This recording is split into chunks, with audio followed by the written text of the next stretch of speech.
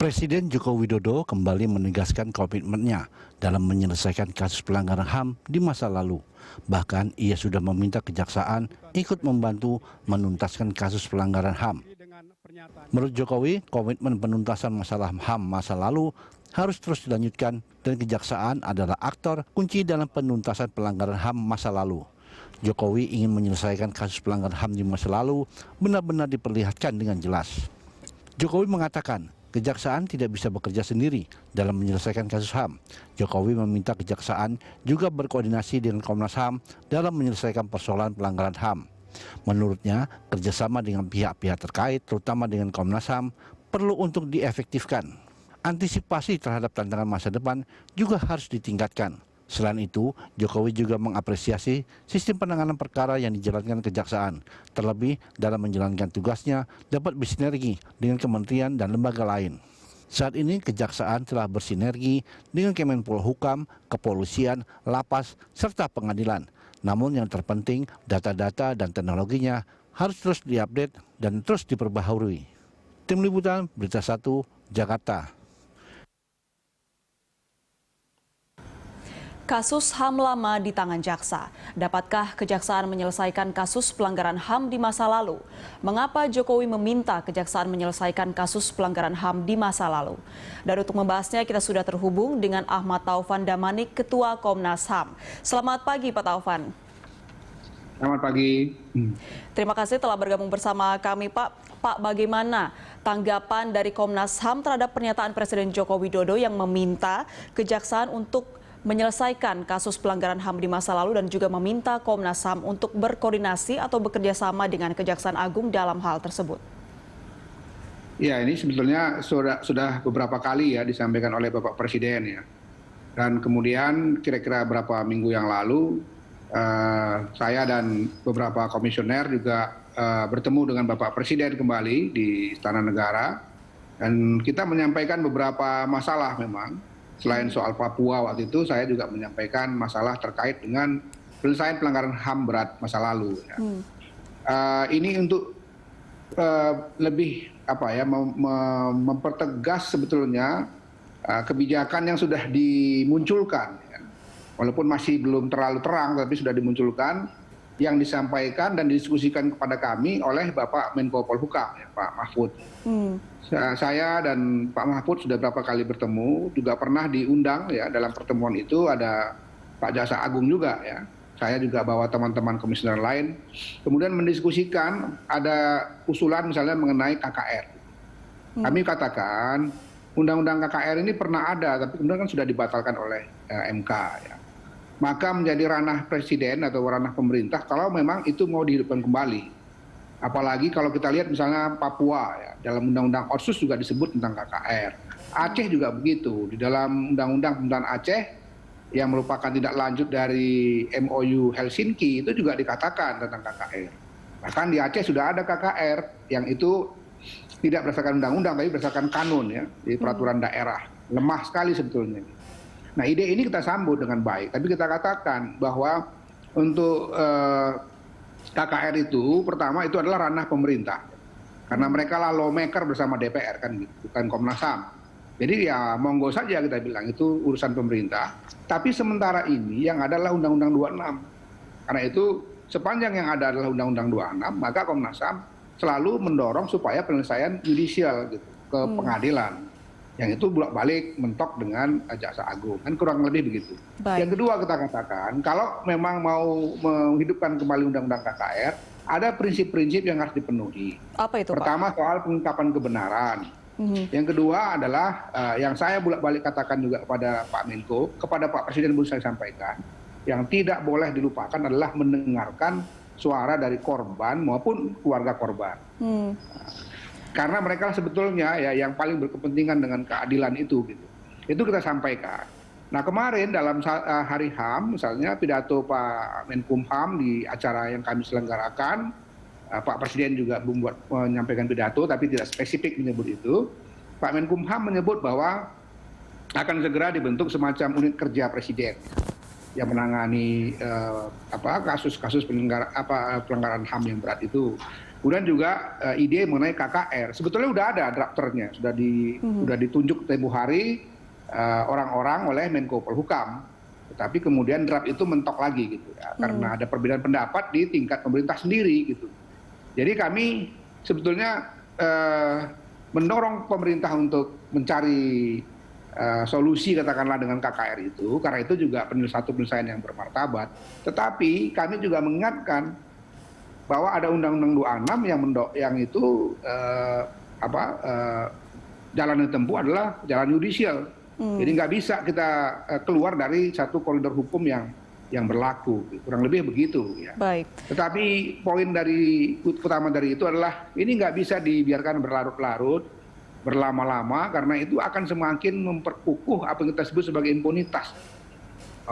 Satu kesalahan yang dilakukan dan satu pelanggaran hukum yang berat misalnya itu dibiarkan terus-menerus, tidak ada penyelesaian.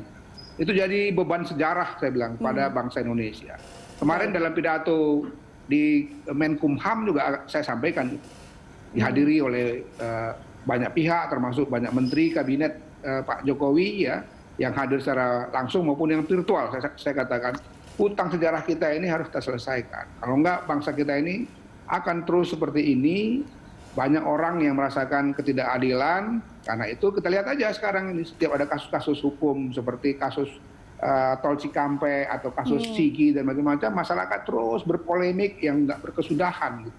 Tanpa mau memahami bahwa proses hukum itu seperti ini, biarlah lembaga hukum yang menyelesaikan gitu. Jadi kepercayaan kepada lembaga-lembaga hukum atau pada sistem hukum itu ya tidak kuat gitu, karena kita tidak pernah menunjukkan satu sikap yang tegas mengenai bagaimana menyelesaikannya. Baik. Cara-cara atau pendekatan KKR juga sebenarnya cara yang bermartabat ya. Walaupun ada pihak yang keberatan misalnya ya, nggak ada masalah. Tapi kan itu sudah diterima menjadi satu skema penyelesaian HAM berat itu di seluruh dunia gitu. Baik. Nah sekarang Indonesia silahkan aja tawarkan seperti itu. Karena ada juga kasus-kasus yang memang sulit untuk kalau kita mencari lagi pelakunya, karena pelakunya mungkin sudah meninggal dunia gitu ya, termasuk korban-korbannya atau bukti-bukti lainnya yang mendukung itu ya.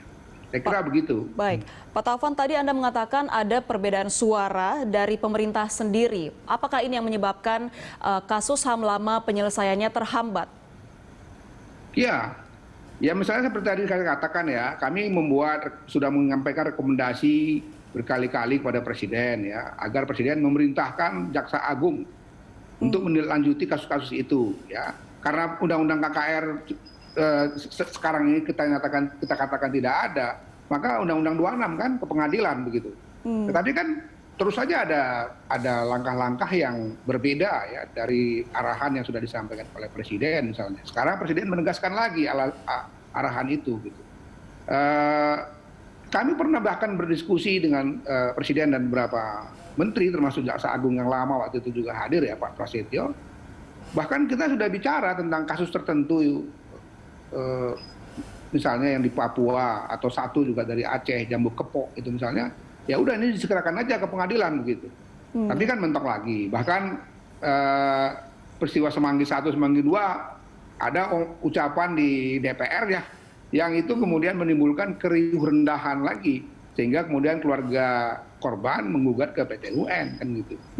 Saya kira ini menjadi sangat meletihkan kalau kita tidak mengambil sikap yang tegas. Tapi kami selalu katakan bahwa sebetulnya ujung komandonya itu ada di tangan Presiden. Jadi kalau Presiden seperti yang kemarin dalam arahan di dalam rapat kerjanya Kejaksaan itu, saya kira itu clear. Ya sudah, sekarang tinggal lakukan saja. Koordinasi dengan Kejaksaan, Komnas HAM itu sudah berkali-kali. Tetapi sulit kan. Kalau kita dimintai hal-hal yang itu di luar wewenang kita, ya pasti kita akan tidak mungkin lakukan itu. Baik. Presiden juga mengatakan bahwa Kejaksaan Agung adalah aktor kunci dalam penyelesaian kasus HAM lama yang masih tersendat hingga saat ini. Ini artinya bola tersebut bergulir di Kejaksaan Agung. Nah, bagaimana Komnas HAM menilai penyelesaian kasus tersebut, seperti juga kasus-kasus HAM lama yang belum selesai penuntasannya, seperti tragedi Timur Timur, tragedi Trisakti, dan juga tragedi Semanggi.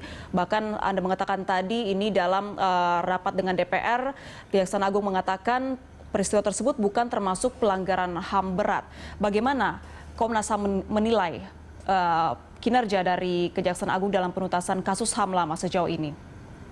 Mungkin perlu saya ralat ya sebelum saya jawab itu. Timur Timur sudah ke pengadilan, walaupun kemudian tersangkanya atau terdakwanya itu dibebaskan kecuali Enrique Guterres ya. Tapi yang lain-lain itu kan dibebaskan. Tapi apapun itu artinya sudah sampai ke pengadilan. Nah yang lain yang belum ya. Jadi dulu ada 3 itu yang sudah itu Tanjung Priok, kemudian Timur Timur dan AB Pura. Ya. Teis Ulai Pak Teis dulu yang di Papua itu. Nah yang lain ini ada 12 yang belum sekarang. Ya tadi saya katakan tidak ada kemauan yang kuat untuk meneruskan kasus itu. Tugas Jaksa Agung kan sebetulnya meneruskan hasil penyelidikan ke tahap penyidikan. Gitu. Kalau terus-terusan memulangkan kepada Komnas HAM dengan berbagai alasan prosedural, material dan macam-macam, saya kira itu akan semakin menemukan jalan buntu. Makanya arahan Presiden kemarin itu saya kira sangat jelas. Jadi ya sudahlah kita masuk pada langkah yang berikutnya. Kan juga ada solusi lain yang sekarang sudah dimunculkan gitu. Dan sudah ada timnya bahkan. Walaupun itu timnya masih belum terlalu formal, tapi itu sudah didorong oleh Pak Mahfud. Udah ada draftnya gitu untuk KKR gitu. Komnas waktu disampaikan itu pertama sekali oleh Pak Menko dan beliau katakan ini berdasarkan arahan Presiden, sangat menyambut baik. Walaupun pasti ada suara-suara keberatan di luar sana gitu ya, nggak masalah, nggak mungkin seluruh rakyat Indonesia ini sependapat kan gitu.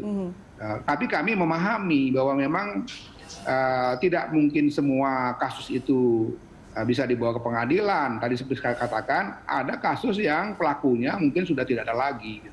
Atau mungkin juga terkait dengan korban. Sehingga kalau nanti ada persidangan misalnya, saksi korbannya sulit kan datangkan, atau saksi yang lain lah, gitu sulit juga. Baik. Makanya kami tawarkan untuk dipilah satu persatu, mana yang menempuh jalan pengadilan, mana yang ditempuh dengan jalan KKR. Jadi dimungkinkan jangan satu jalan gitu. Nah di luar itu kami sudah menawarkan lain, ada skema ya di luar soal pengadilan atau KKR itu, skema untuk pertolongan kepada korban atau keluarga korban. Kan di Aceh sebagai contoh ya, sambil menunggu prosesnya nanti apakah yudisial atau KKR segala macam itu, kan itu korban-korbannya menderita sampai sekarang. Mereka kehilangan harta bendanya misalnya, ada yang menjadi janda karena suaminya dulu dibunuh dan lain-lain. Nah, pemerintah bertanggung jawab untuk itu, untuk memberikan pertolongan pada korban. Selama ini hanya ada satu skema, Komnas HAM mengeluarkan yang namanya SKKP HAM, Surat Keterangan Korban Pelanggaran HAM. Dari situ kemudian diserahkan kepada LPSK. LPSK kemudian mengeluarkan skema bantuan kesehatan, BPJS. Dan singkat, hanya 6 bulan, nggak salah bisa diperpanjang menjadi 1 tahun. Lah mereka ini kan bukan hanya butuh kesehatan, tapi juga butuh bantuan ekonomi dan lain-lain itu ya. Papua juga begitu, yang lain-lain juga sama ya. Peristiwa 65 itu kalau kita mendatangi mereka, memverifikasi dan macam-macam, itu dalam kondisi hidup yang sangat memprihatinkan. Bahkan masih ada stigma pada mereka. Jadi kan ini kan di luar soal tadi saya katakan ya, mau penyelesaian dengan Undang-Undang 26 judicial maupun penyelesaian KKR yang sedang dimunculkan lagi itu, tapi menolong korban dan keluarga korban yang sekarang ini itu juga menurut saya harus segera dikerjakan. Kalau ini kan nggak politis nih, walaupun ada juga pihak yang selalu mempolitisasi, saya kira itu nggak usah didengarkan lah. Kita sama-sama prihatin kan, pemerintah kan juga prihatin itu. Makanya pemerintah punya skema. Tapi skemanya ini seringkali diputarbalikkan gitu. Itu yang kita tempoh hari protes gitu. Misalnya gini, ada langkah ya dari pemerintah tempoh hari, bukan yang Kemenko yang sekarang ya, tapi yang sebelumnya misalnya. Kalau mendatangi korban, memberikan bantuan, kemudian korban diminta untuk, atau keluarga korban diminta untuk tidak lagi menuntut secara hukum. Hukum nggak bisa dikonversikan dengan bantuan material begitu. Gitu. Itu tidak ada dasar hukum yang membenarkan itu, dan itu sangat melukai rasa keadilan masyarakat. Gitu. Jadi yang kita maksud itu adalah rehabilitasi, bantuan-bantuan yang itu memang menjadi tugas kewajiban negara. Masalah hukumnya hal lain lagi gitu. Nah ini ada orang kan dulu mengalami katakanlah penderitaan karena satu operasi militer misalnya di Aceh, ya orang Baik. tuanya mati atau suaminya mati, dia sekarang nggak punya harapan hidup yang baik misalnya, kan harus ada pertolongan buat mereka. Baik. Ada yang cacat. Pak Taufan, yang kita cacat akan karena dulu. lanjutkan dialog kita usai jeda. Pemirsa Oh tetaplah ya, terima kasih. bersama kami.